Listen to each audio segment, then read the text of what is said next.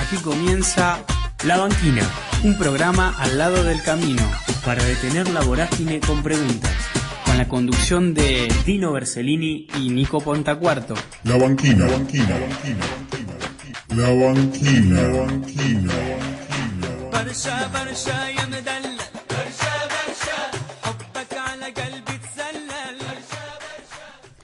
Programa número 11 de La Banquina en esta noche de agosto entrado, o entraña de agosto.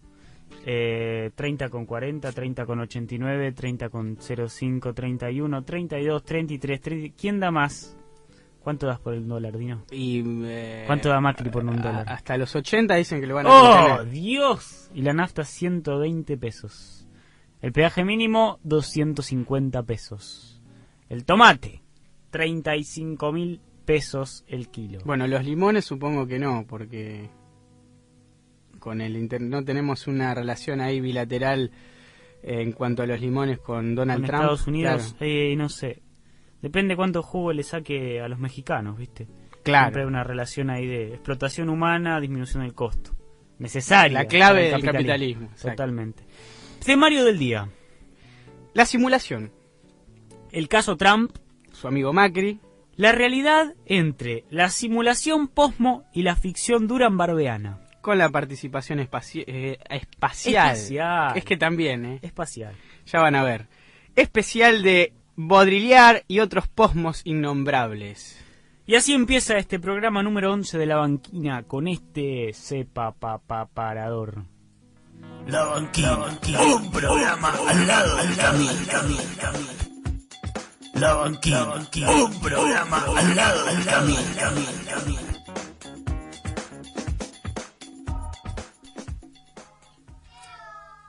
¿Dónde estamos? Estamos aquí en la radio, yo estoy un poco mojado. ¿Cuántos años tenés? A punto de cumplir 27 años. Bueno, resulta que de pronto, viendo el último programa de La Banquina y con toda esta idea de la Big Data, los tags y las etiquetas que a uno le suelen dirigir a cosas cercanas o de alguna manera apropiadas para vuestro consumo, que aparece una nota de TN que vamos a compartir con vosotros que dice como título: esta es la edad según la ciencia en la que preferís el sillón antes que salir a bailar. Bueno, y citan algún tipo de universidad, ¿no? Dice algún sitio llamado Mix Max. Cambiar las pistas de baile por el cómodo sillón de su hogar a los 37 años, pero que a los 31 ya empieza a costar más salir de noche. Bueno, y este estudio científico tiene algunas estadísticas, ¿no? ¿Por qué cuesta? El 22% de los encuestados confesó sus pocas ganas de cambiarse para ir al boliche. Bien. Es decir, no tiene Ahí ganas ya acuerdo. La gente no tiene ganas ni de vestirse. Vos ves lo que es el capitalismo, ¿no? Te saca las ganas de vestirte. Y el 12% no encontró a nadie con quien dejar a sus hijos, lógicamente por la distribución del trabajo. El 21% señaló que el alto precio de los taxis representa su principal limitación a la hora de planificar una salida, ¿no? Tan caros los remises. Y después, ¿no? El gasto del boliche, la comida del boliche, el costo de las consumiciones, el alto valor de las entradas. Además, la gente parece que ya desde su sillón puede hacer todo, ¿no?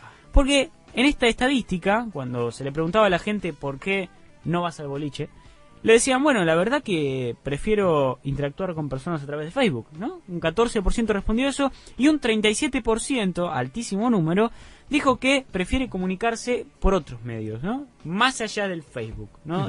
El post-Facebook, ¿cuál sería, no? Quizá medios más íntimos todavía, claro, donde se puedan concretar encuentros que realicen de alguna manera la persona equivalentemente con la realización que le generaba el boliche, las drogas, las luces, el humo, el aspirar todo ese tipo de cosas y consumir las bebidas más ricas, ¿no?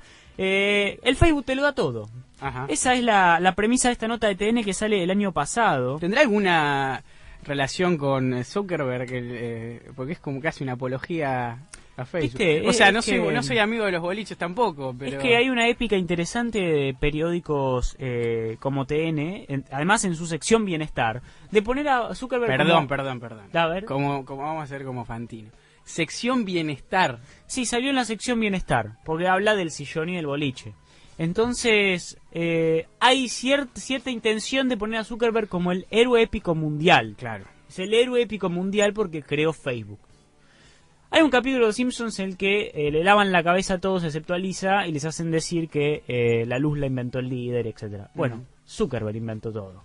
Digamos, vamos a empezar a contar el tiempo en Occidente antes de Zuckerberg y después de Zuckerberg. Sí. O antes de Facebook y después de Facebook. Y en tanto Zuckerberg es un joven millonario, es el paradigma de lo exitoso para esta gente. Claro, pero si vos decís eso, sos un poquito marxista, ¿no? ¿No te parece? Te estás pasando un poco. Puede ser. Claro. Entonces, este programa va a tratar de muchas cosas. Una de ellas es la simulación, ¿no? Sí. Nos quieren convencer de que vivimos en una realidad virtual y que la realidad real está en iguales términos con esa realidad virtual y que tenemos que aceptar esos designios de, bueno, disfrutá en Facebook, en tus redes, mostrar tu vida por ahí. Claro, nunca el poder te va a decir, danos información, que la usaremos para nuestros malévolos fines. Es lógico. Entonces, esa virtualidad que proponen es de alguna manera simulada. ¿Por qué? Porque la realidad trasciende la pantalla, ¿no? La realidad justamente es todo lo que pasa fuera de la pantalla, alrededor de la pantalla, lejos de la pantalla, ¿no? La realidad es la no pantalla, es la realidad. Vas en bici, no ves el árbol, te lo chocas. En cambio, en una pantalla nunca te podés chocar un árbol porque tenés 42 teclas para esquivarlo. La cuestión es la siguiente, ¿qué pasa con la sobresimulación de la cosa, ¿no? Cuando algo se vuelve tan simulado que parece algo fingido, ¿no? Casi una ficción. Ahí está el problema. Parece que la realidad simulada se convierte rápidamente en una ficción y el poder utiliza esas ficciones que convierte en narrativas, ¿no? Y hacen pasar esas narrativas como si fueran relatos que explican todo lo que existe y no como que son la visión de una persona o de un grupo sobre una cosa. Entonces, la idea del poder es hacer pasar esas narrativas como relatos totalizadores de la cosa. Sí, que terminan produciendo, realidad. Por eso hay autores que hablan de la hiperrealidad, o sea, este bombardeo continuo de narrativas que son simulacros, pero que terminan constituyendo lo real porque las personas terminamos actuando en consecuencia. Es decir, no vamos acá a esbozar una idea, digamos, tan simplista de que quien lea esta nota de TN acerca de, si preferimos el boliche o Facebook, no vamos a ser tan polares en eso, pero digamos, sí, en algún punto eso constituye un clima, a alguien algo le influye, orienta ciertas conductas y en primera instancia genera una agenda, algo de qué hablar y que esté, como dice Nicolás, en la sección bienestar, ya lo ubica con un grado de legitimidad. O sea, esto es lo que te hace bien. Es lo que te hace y bien. De alguna manera, para pensar esta ficción durambarbeana, ¿no? Vamos en este caso a pensar a Baudrillard, sí, un interesante analizador de lo posmo, o de alguna manera de lo actual, o de lo vertiginoso, de lo contemporáneo, o algo, porque no. Sí, lo han bastardeado bastante. El presente es lo más difícil, claro, y es fácil meterse con el pasado, pero claro, cuando alguien habla sobre el presente, lo bombardean.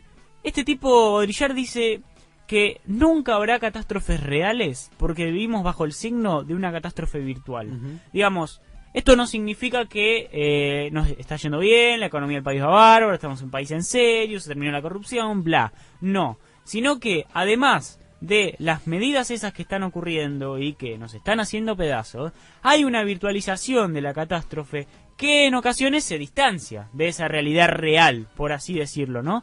Por ejemplo, hace unas horas se dijo que la cuestión, el aumento de pronto del dólar en relación al peso del día de hoy, había tenido que ver con una cuestión de la lira turca, ¿no? Y analizadores de medios se dieron cuenta que el 23 de febrero del 2001, en la tapa de Clarín, salió una nota titulada "La Argentina respiró en medio de la crisis turca". Es decir que, como Turquía había devaluado su moneda y forma parte de los mercados emergentes, también la Argentina había entrado en una crisis de alguna manera. Ahora, ¿son simples repeticiones azarosas, de pura casualidad, este tipo de noticiación de la realidad o de la realidad real?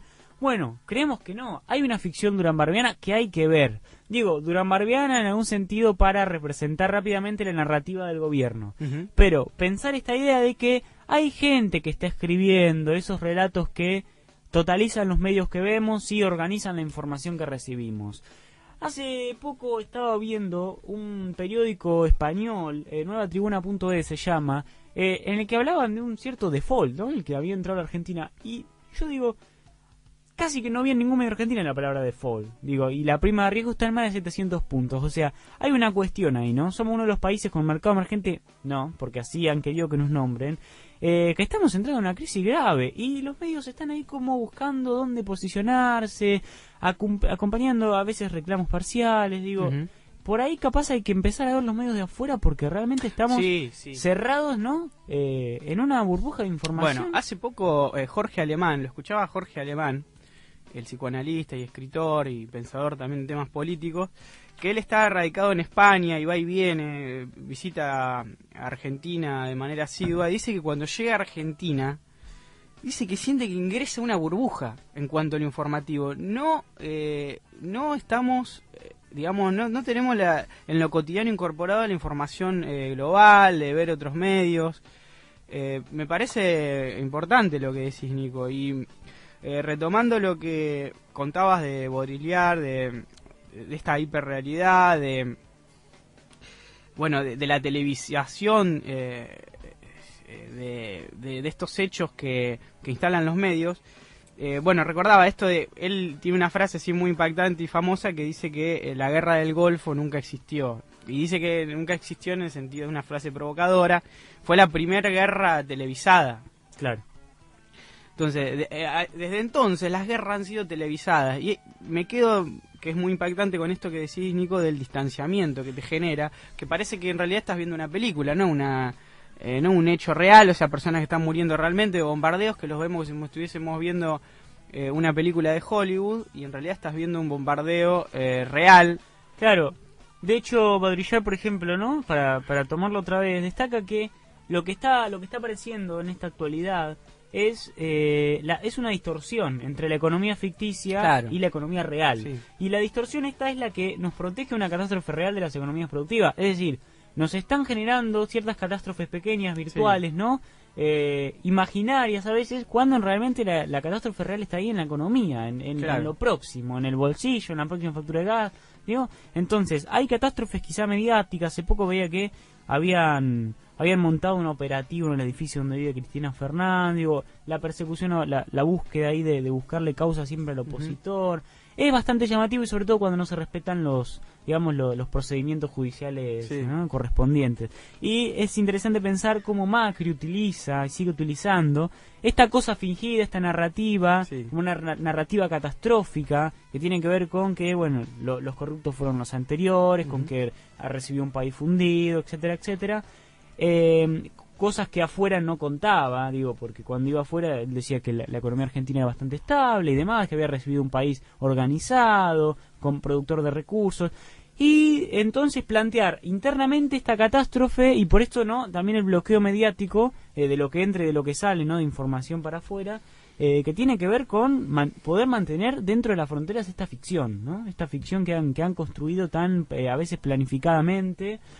Y pensábamos también, ¿no?, cómo a veces la realidad revienta, en un punto revienta, digo, o puede reventar con un saqueo, con una manifestación en que piden la cabeza del presidente, o puede reventar, digo, con algún caso de alguna muerte, ¿no?, llamativa. Digo, me parece que lo de Sandra y Rubén, ¿no?, estos auxiliares y vicedirectora de Educación de Moreno, fue de pronto como, bueno, a ver, ¿no? No pones plata en la educación pública, pasan estas cosas, digamos. Dejás en manos de los consejos escolares, de las cooperadoras escolares en muchos casos, la mantención de los edificios públicos educativos, te pueden pasar estas cosas. Entonces ahí creo que es cuando la realidad rompe la virtualidad posmoderna y el relato que construyen. Y rompe cuando hay un hecho así, como decís vos, digamos, que involucra la muerte, que involucra una ruptura, digamos, considerable, pero también creo cuando se hace carne de cuerpo, cuando la gente sale a la calle. Claro. cuando pasamos a tener un rol activo y digamos, nos empoderamos, nos volvemos protagonistas, porque digo, así todo muchas veces hay hechos trágicos, incluso diarios, que también se licúan en medio de la ficción. Digo, hemos visto que estas dos muertes, aparte de irrumpir en lo real como algo traumático, también encarnó en, bueno, que la gente salió a la calle, de que salimos a la calle, Totalmente, de que nos manifestamos, de que en las redes se vio la todo. necesidad de trascender Claro. también nuestras íntimas virtualidades que nos proponen, ¿no? Hacernos, digamos, dueños de nuestra propia narrativa, de Claro. ser protagonistas, de ser personajes. Porque Una pensaba... visión positiva.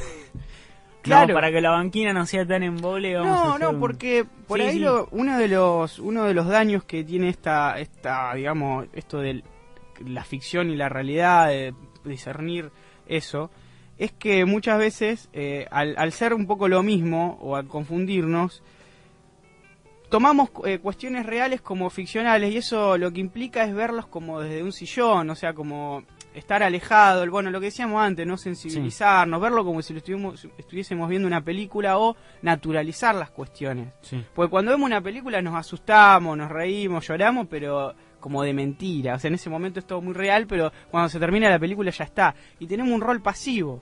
Creo que acá la clave está en que la Totalmente. ruptura aparece cuando algo explota y cuando nos hacemos cargo de lo que está explotando. Relación, ¿no? de esta realidad que tenemos que afrontar con el capítulo de los espectadores de Black Mirror, ¿no? Donde solo Maravilloso. había sí, personas sí. que con su celular Claro. transmitían en vivo lo que estaban mirando Totalmente. y no participaban. Y el protagonista, la protagonista, ¿no?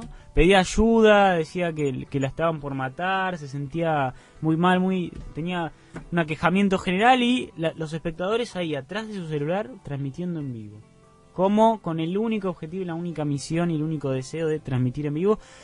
Y digo, qué interesante esto que decís de pasar de ser espectador a ser protagonista, Claro. ¿no? A intervenir. Eso, trascender, darle una patada Claro, a la virtualidad. Que no es el protagonismo, ¿cómo nos ponemos quisquillosos, no? Aquí, pero no es el protagonismo de la narrativa de sí mismo, del El o sea, auto-self. claro, Claro. que no es eso. Por eso digo, es tan pero tan complejo, ¿no?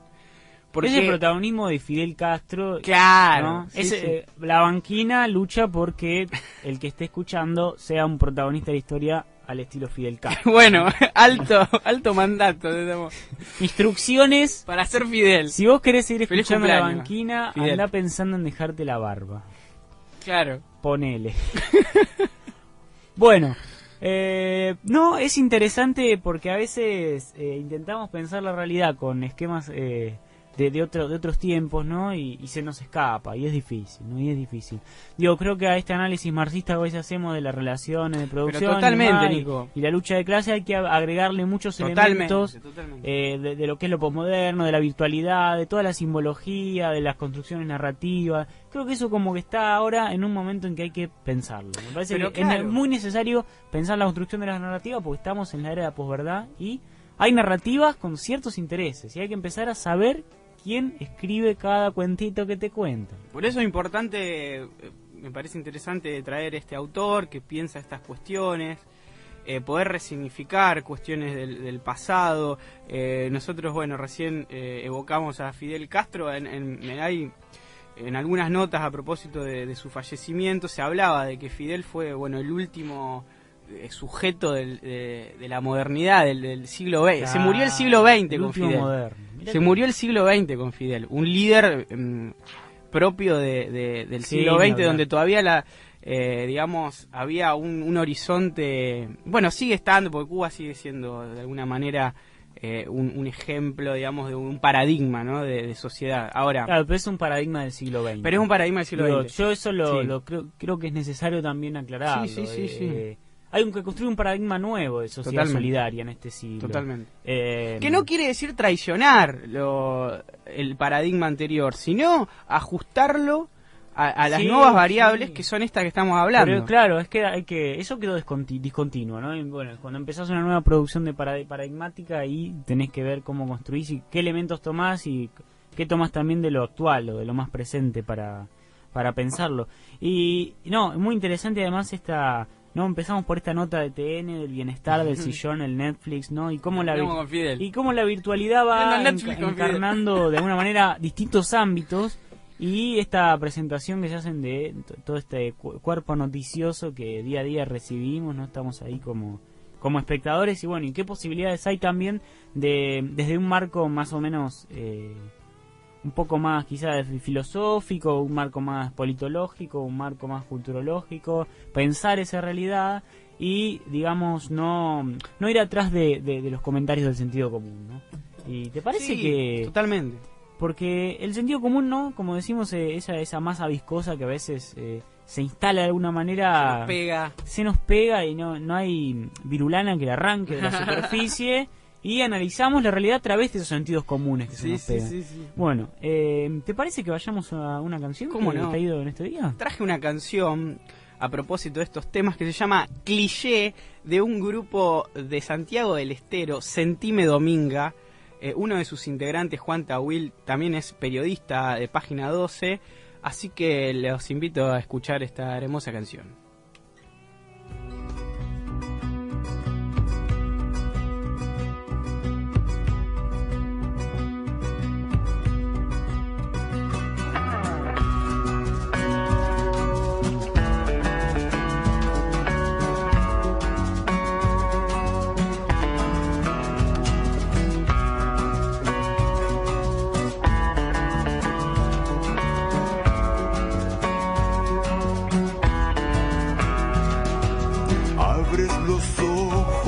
Se vuelve cliché, siempre los mismos, es siniestro, todo se vuelve cliché.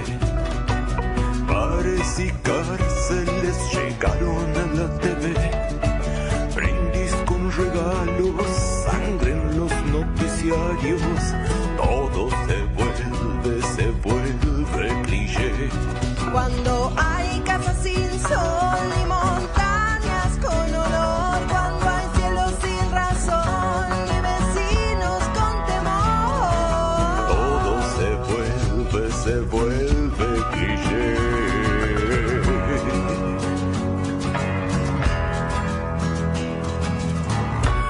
Eso ya lo he visto, no me lo han contado.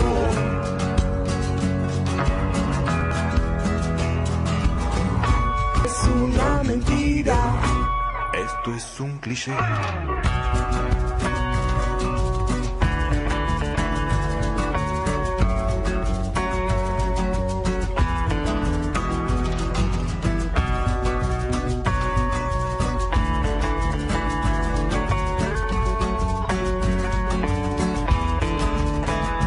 Si la tele distorsiona, los diarios la empeoran, los viejos dinosaurios son cliché.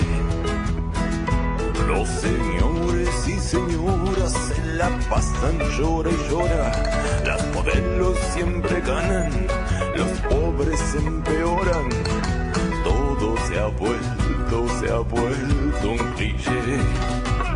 nada más cliché que un cipayo pro-ingreso, que el conservacionista en el neon show fascista.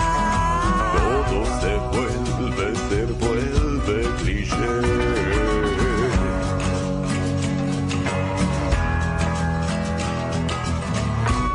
Eso ya lo he visto, no me lo han contado.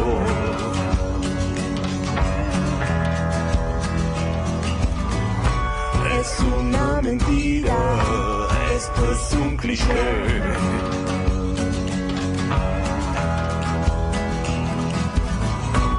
Esto ya lo he visto, es una mentira.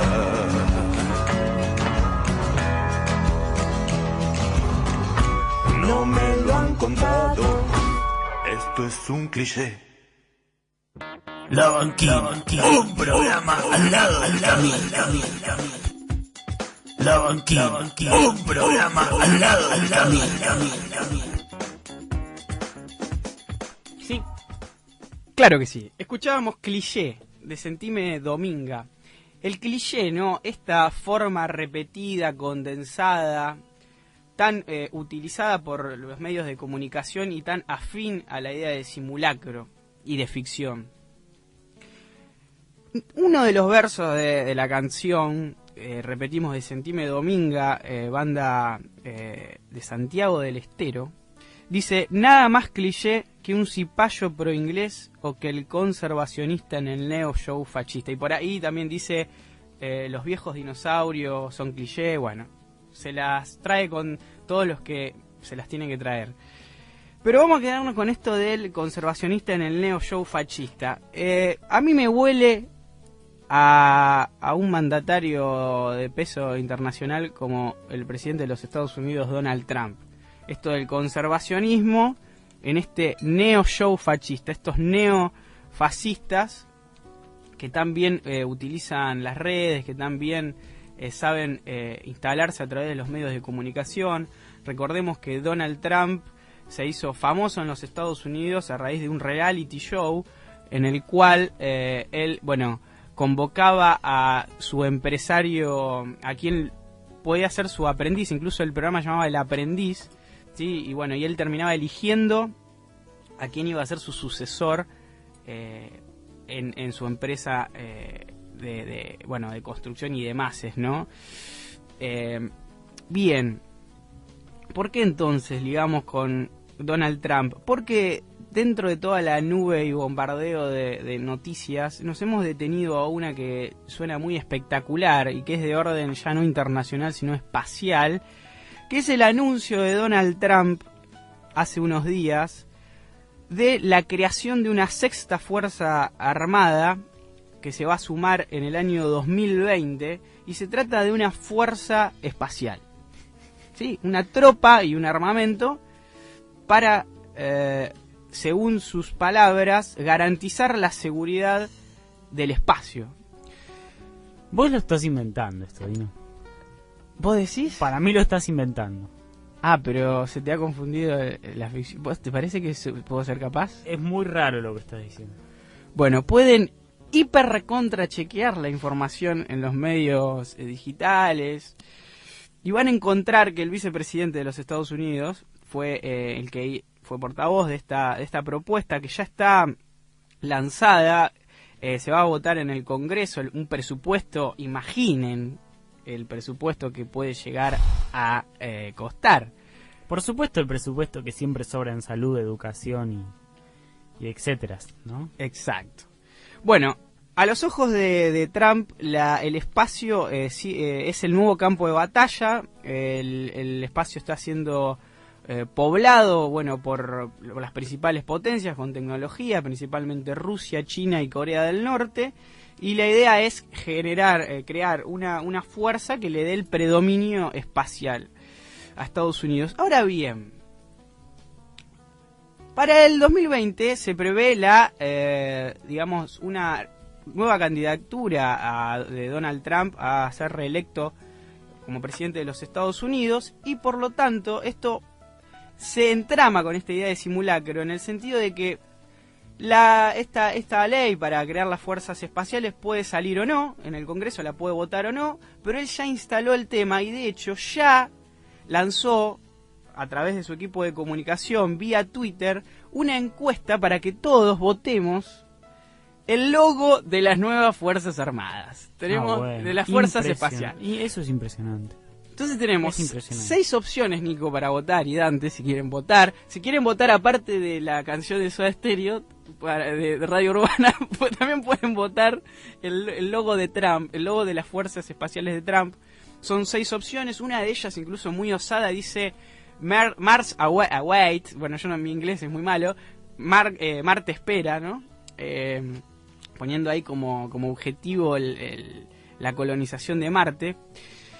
Y esto es claramente una estrategia de campaña y de financiamiento de la campaña de Trump. ¿Por qué? Porque una vez elegido el logo de las Fuerzas Espaciales, se van a generar merchandising, ropa, bueno, de todo.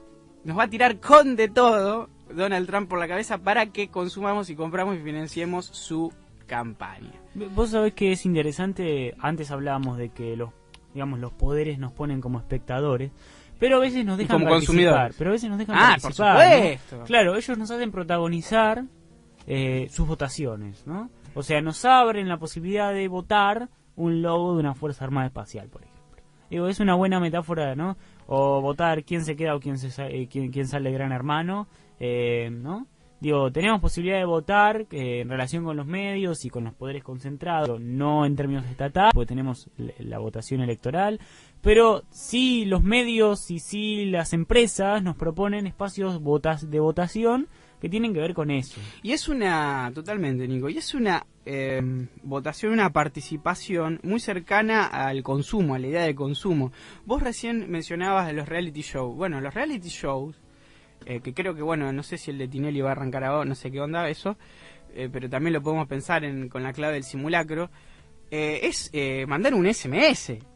O sea, es gastar una monedita. Sí. Y es, bueno, y en el caso de las redes, la votación que parece así tan inocua y tan todo gratis, todo libre, de alguna manera eso encadena una serie de, digamos, de artilugios para que la publicidad se vaya encaminando hacia un lado, para que, ¿no? Sabemos que nuestra participación en la web, en las redes, no pasa desapercibida. Así que sí, quedarnos con eso, ¿no? Con esta idea y con también, bueno, pensando en lo que fue el debate por el aborto, por la ley de interrupción voluntaria del embarazo. Bueno, Macri a principio de año en la inauguración de las sesiones del Congreso puso sobre la mesa este debate, pero después nunca se pronunció, nunca se embanderó, digamos, cuando es lo que suele suceder y un poco lo que amerita cuando un gobierno impulsa una ley o la pone sobre la mesa, es que, o sea, pensemos quizás los senadores y las senadoras que votaron en contra, me refiero a los del PRO, los del bloque de PRO, si Macri se hubiese pronunciado, quizás eso hubiese tenido un peso, quizás el destino de la ley este año, porque claramente será ley en algún momento, hubiese sido otro. Y digo, de alguna manera ahí Macri también generó una idea de simulacro, o sea, habilito el debate, soy muy democrático, esto se va a votar, pero no va a salir. Es raro decir soy muy democrático. Claro, y digo, y esto se evidencia con algo muy, digamos, hasta tragicómico, que es Michetti al final de la votación diciendo, vamos todavía, o sea, no querían que salga la ley. Es lógico. Pero el vamos todavía genera más impacto en los votantes religiosos de lo que vos crees.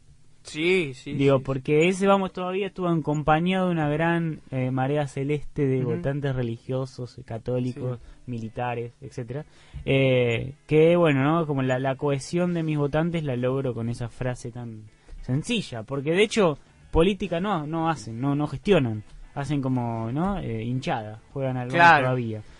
Si se puede, digamos, eso es hacer hinchada, no es hacer política. Y es lo que hacen. Y de hecho, con esa frase Michetti se ahorra un montón de cosas. Nunca hizo una declaración pública en el sentido de, bueno, esto. Macri, ¿no? La cabeza de Cambiemos nunca dijo, estoy en este lugar. Digo, es muy interesante lo ha hecho a través de otros paladines, como Bullrich. Dos Bullrich y como Michetti, ¿no? Y interesante. Hablando esto del simulacro, digo, esto de dejar el micrófono abierto, ¿cuántas veces ya dejó el micrófono abierto? Es un error abierto, administrativo.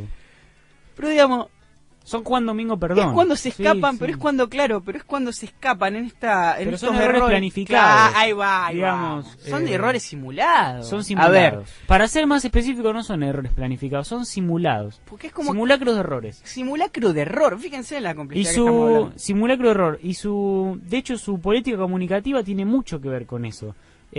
Porque la comunicación no es solo lo que se dice, ¿no? Sino lo que se hace. Y a veces cuando no cargan cargos docentes o el sueldo tarda un par de horas más, también hay errores simulados, ¿no? Esto nos puede pasar.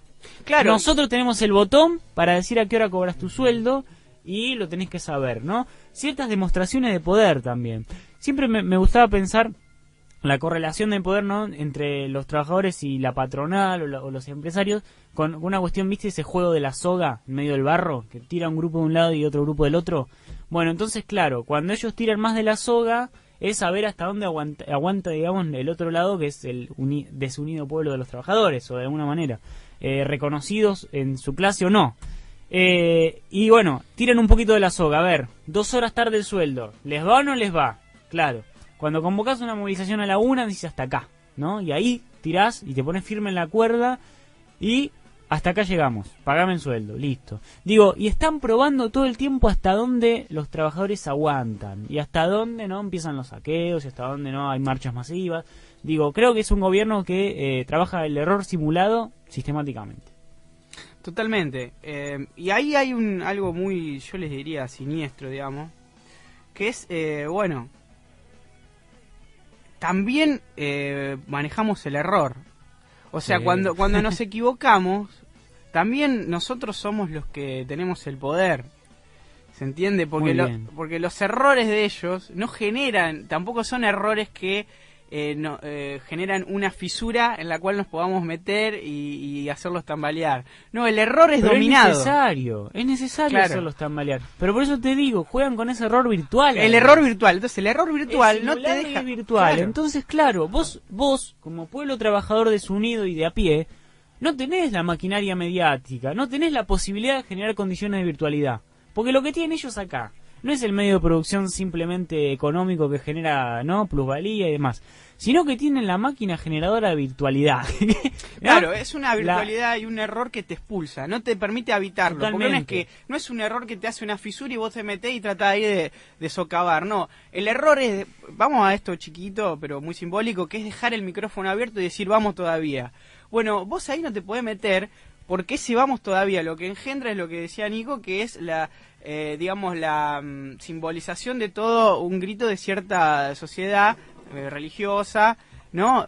O sea, hay una figura del empoderamiento. ¿Cómo hacemos? Si el error fue, digamos, mostrar la hilacha, mostrar de que, ¿no? Pero en realidad ese error es una Muy fortaleza de intencional, ellos, claro, claro. y es una fortaleza de ellos ese error, que es decir, mirá, nosotros tenemos a toda esta gente que nos banca. Y estamos con ellos. Y de paso, con ese vamos todavía, mantenés a cientos de miles de personas hablando del vamos todavía, Totalmente, criticando el vamos totalmente. todavía, haciendo programas de televisión del vamos todavía, leyendo en las redes pestados sobre vamos todavía. Sí. Digamos, la virtualidad se retroalimenta, es como una especie de ser hermafrodita, no, ¿cómo sería? Sí, Esto que- amorfo. sí, hermafrodita. se replica. Se replican ellos mismos como una especie de estrella de mar. La virtualidad es estrella de mar que se sigue reproduciendo y se basta a sí misma para reproducirse y que nunca muere, ¿no? Porque lo establecido acá es que la virtualidad no va a morir. Sí, por eso está bueno las metáforas que tienen que ver con lo informático, o sea, es como un virus, ¿no? Claro, sí. Es como un virus. Sí, es un gusano, la virtualidad es un gusano.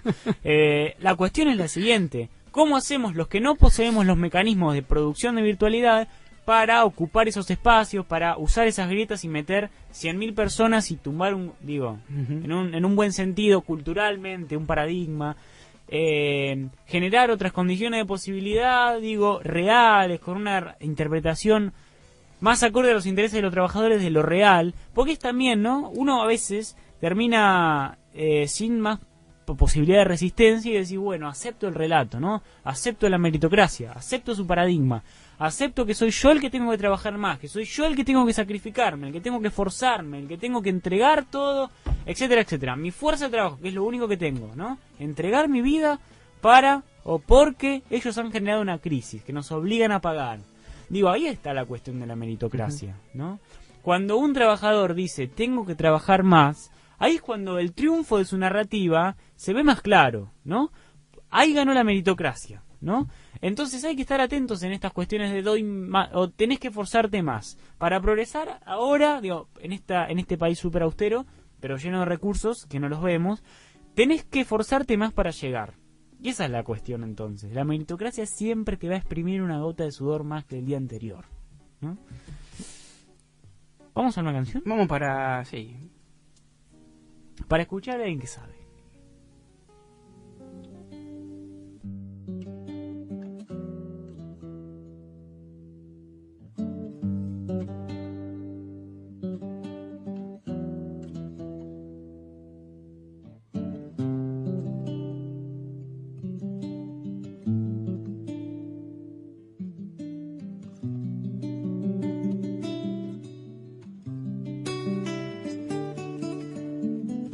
Estoy buscando una palabra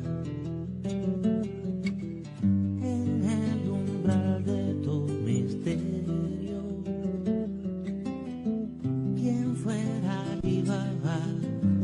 ¿Quién fuera el mítico Sinbad? ¿Quién fuera un poderoso sortilegio? ¿Quién fuera encantador?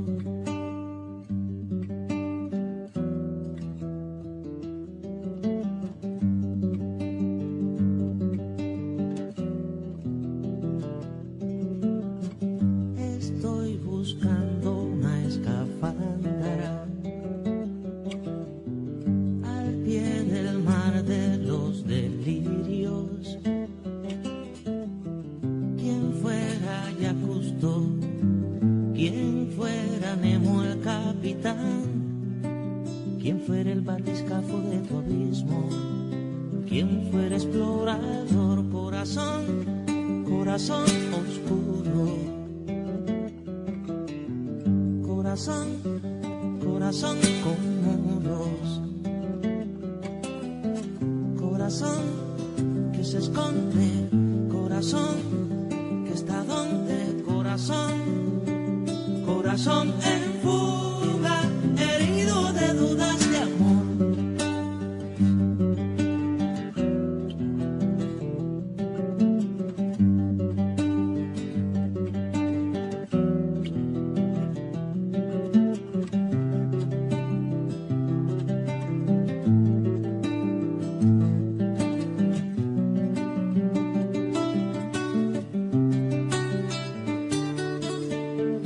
Estoy buscando melodía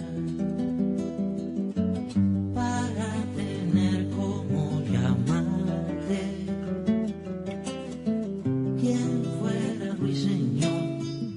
¿Quién fuera Lennon y McCartney? Sindoga, Violeta, Chico Buarque.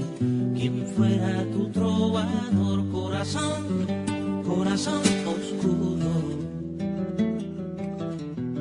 Corazón, corazón con muros.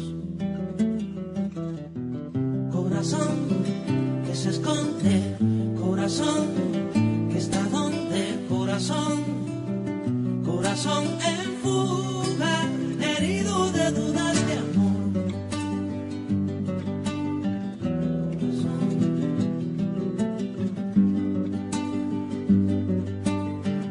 corazón.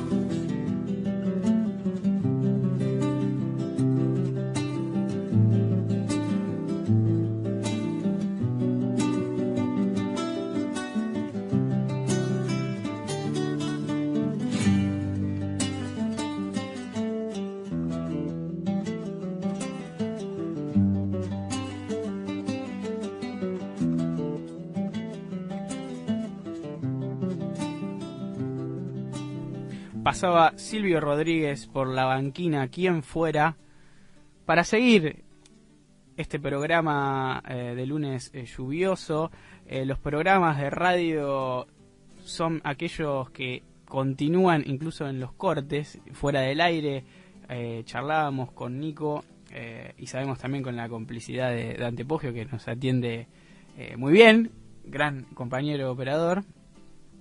Hablábamos, bueno, de estos errores, pequeños errores que nos tiran para que, digamos, como comidilla, para que nos distraigamos un poco, así. Y la necesidad quizás imperiosa de empezar a conectar esos errores. Y ahí pensaba en... hay una idea clásica de entender dos formas de hacer periodismo. Una tiene que ver con el periodismo mosaico y otra con el periodismo sistema, que es del lado del que produce noticias, ¿no? Pero también nos ayuda a pensar el modo en que consumimos las noticias. El mosaico nos tira así una multiplicidad hacemos una multiplicidad de noticias desconectadas. Por eso la metáfora del mosaico, pequeños fragmentos de algo que convive entre sí, pero que no tienen conexión, que no forman un sistema, es decir, un conjunto de elementos con funciones propias que tienen un fin en común. El periodismo sistema es aquel que nos ayuda a pensar que nos muestra una totalidad, que nos muestra que los diferentes hechos de la realidad construidos en noticias están conectados, tienen que ver entre sí. Por eso abro el juego para seguir pensando esta cuestión también desde el lado de quienes tenemos que interpretar, que somos todos, ¿no? En definitiva, interpretar la realidad, y esta realidad que, como decíamos, en el siglo XXI no se puede dejar de pensar sin el rol de los medios de comunicación y, bueno, esta posmodernidad, esta big data, esta sobreinformación, como algunos hablan. Incluso he escuchado a algunas personas que hablan de como una toxicidad que tienen los medios. No me sale sobreinformado. Claro. Una sobredosis. Hiperinformado. Sí. Al punto tal que no es posible entablar una conversación informal. Claro, yo recuerdo un sketch de Capusotto. Sos un titular andante. Claro, Sí. pero muy desconectado. Recuerdo un personaje de Capusotto que está totalmente sobreinformado, pero al punto tal que ya no está informado. O sea, lo que hace es repetir todo el tiempo información desconectada y o conectarla, que ahí está la clave, ¿no? La conecta, ya tiene la necesidad de conectarla, porque tiene tanta información, está tan abrumado, tan inundado de información, que necesita ordenarla, pero lo ordena con unos criterios totalmente azarosos y totalmente delirantes. Se los recomiendo, búsquenlo, yo ahora no me acuerdo cómo se llama, pero es muy interesante. Siempre Capusotto también nos ayuda a pensar. Miren un par de horas y lo van a encontrar, y de paso en el par de horas se divierten un poco. Pero claro. Muy recomendable también el programa radial que simuló ¿Hasta cuándo? ¿Hasta También, cuándo? ¿Hasta Sí. cuándo? 4 o 5 programas en YouTube ahí de ¿Hasta cuándo? Muy interesante también, para pensar la fragmentación hasta de las audiencias que generan los programas de radio. Y en esta idea, ¿no? de lo posmo, Ahí va, ¿hasta cuándo?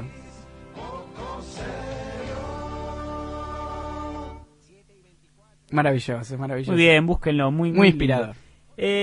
Pensar que estamos todo el tiempo recibiendo propuestas de ser simples espectadores de una realidad que nos atraviesa. Y en palabras de Capusotto, que si no haces la política política te hace a vos, te hace lo que sos. Y otras palabras que de Capusotto, recuerdo en una entrevista de la revista Último Round, si no me acuerdo mal: Macri es la nada, loco. Digo, para pensar la posmodernidad desde Macri es la nada, ¿no? Cómo llegar desde Macri es la nada a construir un esquema normativo, de alguna manera, una estructura de pensamiento que nos haga entender por qué Macri es la nada. Porque uno lo ataca la frase esa, sobre todo si votaste a Macri, y decir, no, pará.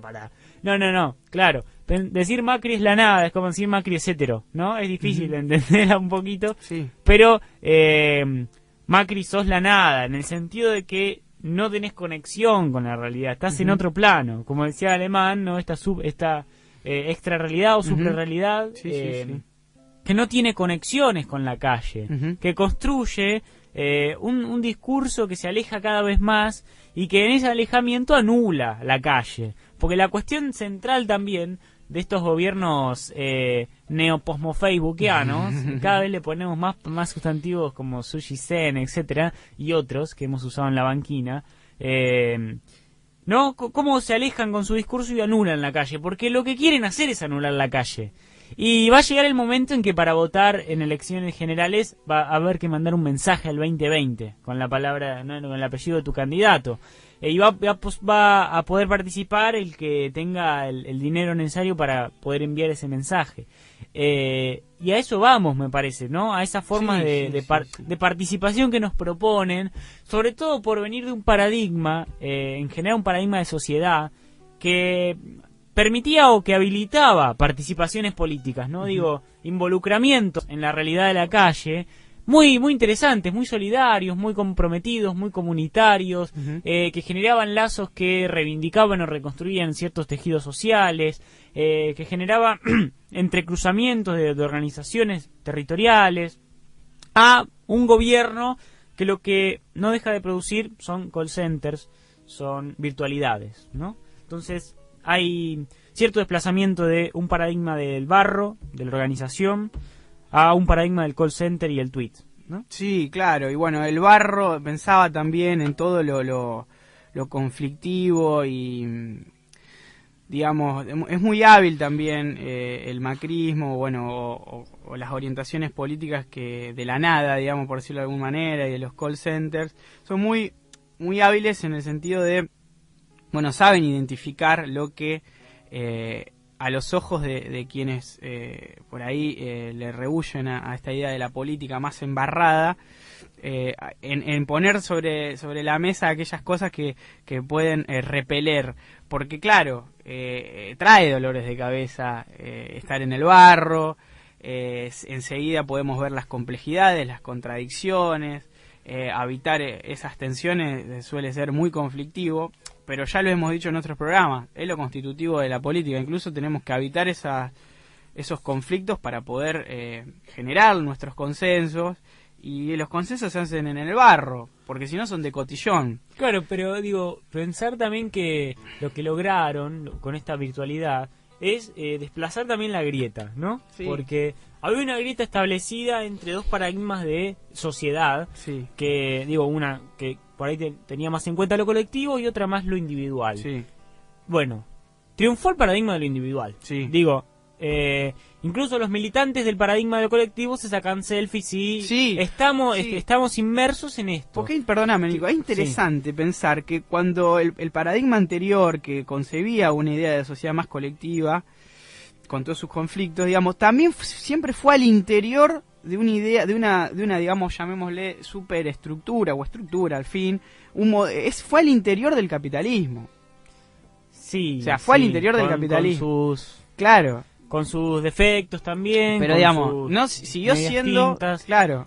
pero ha llegado a cuestionar. Ha llegado el tema es que ha llegado a cuestionar al interior, o sea, Sí. no ha superado nunca, ni ha tenido quizás como nunca como meta como meta tampoco el socialismo. La trascendencia Claro. de ese modelo, pero sí es cierto que ha triunfado hoy el paradigma de la virtualidad Sí, individualista. de manera más unánime quizás, ¿no? Sí, de hecho unánimemente, hegemónicamente Claro. ha triunfado ese paradigma y ahí está la cuestión, el desplazamiento de la grieta entre esos dos paradigmas a la hegemonía de un solo paradigma total, ¿no? Hoy estamos en la virtualidad total. Sí, sí, sí. Y digo, la anulación del otro paradigma trajo también la anulación del conflicto. Ahí va. Porque la virtualidad genera círculos cerrados, donde las personas que tienen ideas distintas no se suelen chocar Totalmente, tanto, ¿no?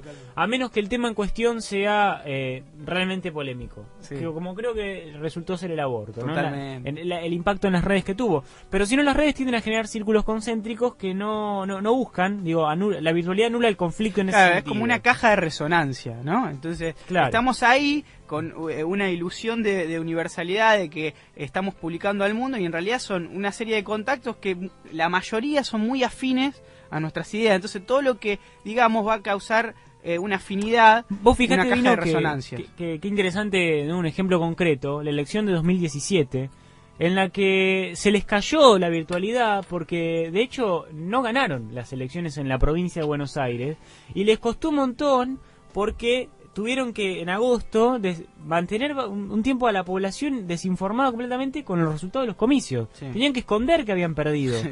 Porque se les caía la virtualidad, la narración virtual que habían armado. Sí. No estaban bien, no están bien tampoco ahora. Sí. Cuando vos vas a las urnas a hablar, se te cae la virtualidad. Y se preocuparon tanto en 2017 porque no se le caiga, que hasta hicieron poner plata en la campaña, plata supuestamente ahora estamos enterándonos que del Estado, o sea de todos, en su propia campaña. Han generado hasta aportantes truchos. Tomaron DNIs y pusieron gente a aportar como si su campaña hubiera sido multitudinaria y lo que hicieron fue lavar plata. Digo, entonces, cuando la realidad estalla y se te cae la virtualidad, ahí es cuando estamos viendo como la ventana más transparente que nos deja ver cuáles son las consecuencias inmediatas de las políticas de este gobierno, ¿no? Hoy el cepo, por ejemplo. Bien. ¿No? Sí, sí. ¿Y qué sucede entonces cuando algo en el discurso del gobierno empieza a, digamos, a incluir la idea de que algo está mal? Digo, si ellos empiezan a decir, estos meses van a ser tormentosos, porque utilizan esas metáforas, digamos, ojo, porque si ya están incluyendo algo del orden de que algo está mal, ¿Cómo será? ¿No? ¿Cuándo? Pero es interesante, digo, voy a matar a Messi, pero en un sentido figurado, pero su Messi es Bonadío, digamos, en ese sentido, ¿no? Como el jugador estrella, Sí. que a veces, claro, lo ponen ahí como el actor principal de un teatro que montan enseguida para, ¿no? De tapar algunas cuestiones que se les van escapando. ¿Podemos decir Messi ha muerto? ¿Sabes qué? No, ¿Podemos luego La de Dios ha virtualidad, muerto, Messi ha muerto? Hay que hacer una ordenanza para matar la virtualidad, o por lo menos culturalmente combatirla. Porque digo, es re loco, porque la realidad es incontenible. Eso es lo que se olvidan los tipos, ¿vos entendés? Vos la virtualidad la controlás, porque tenés todos los medios controlados, la justicia te ayuda, la virtualidad la controlás, pero la realidad es incontenible. Claro. Entonces cuando la realidad emerge en algún sentido, ¡pum!, ponen al mejor en la cancha, ponen a Bonadío, que de hecho son las operaciones judiciales que están haciendo y que en todo el continente están judicializando, esto de que se dice judicializar la política. Poner a un juez como el mejor jugador político de tu bloque, ¿no? Es loco, es loco. Sí, a los jueces y a los medios. Y a los Que ahí jueces también, como para retomar lo que hablábamos al principio del simulacro, bueno, una característica de la comunicación política del siglo XXI es que los medios son los portavoces de los políticos, son los que encarnan y los que ponen de manifiesto el discurso de la política, ¿no? Entonces los jueces son operadores, y tal como son los medios de comunicación. Eso es clave también para entender en la política del siglo XXI. Cuestión, ¿no? Como para cerrar y ir a Sí. una promo, pensar esto.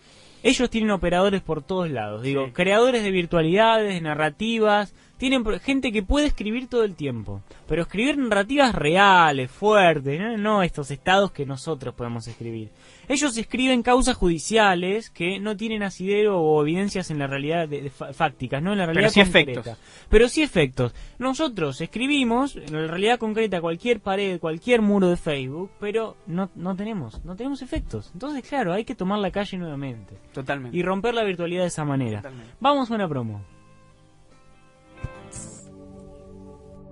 Un masaje de la mano de un maestro de Reiki libera energía mal calificada y alivia tensiones. Un masaje sedativo combinado con Reiki es ideal para que la energía fluya con mayor rapidez y profundidad. Sandra Di Pardo. Sesiones de Reiki, sistemas Usui y Karuna. Masajes sedativos. Magnify Healing. Turnos 2346 68 98 56. La Banquina, un programa al lado del camino. La Banquina, un programa al lado del camino. Dante, Nico, querida audiencia, les pregunto una vez más, ¿cuál es tu canción preferida de Soda? Participá en Facebook e Instagram por una entrada más viaje para ver el 9 de septiembre en el Luna Park el show de Cirque du Soleil, Soda Stereo, séptimo día. Yo ya dije cuál era mi canción favorita, Entre Caníbales.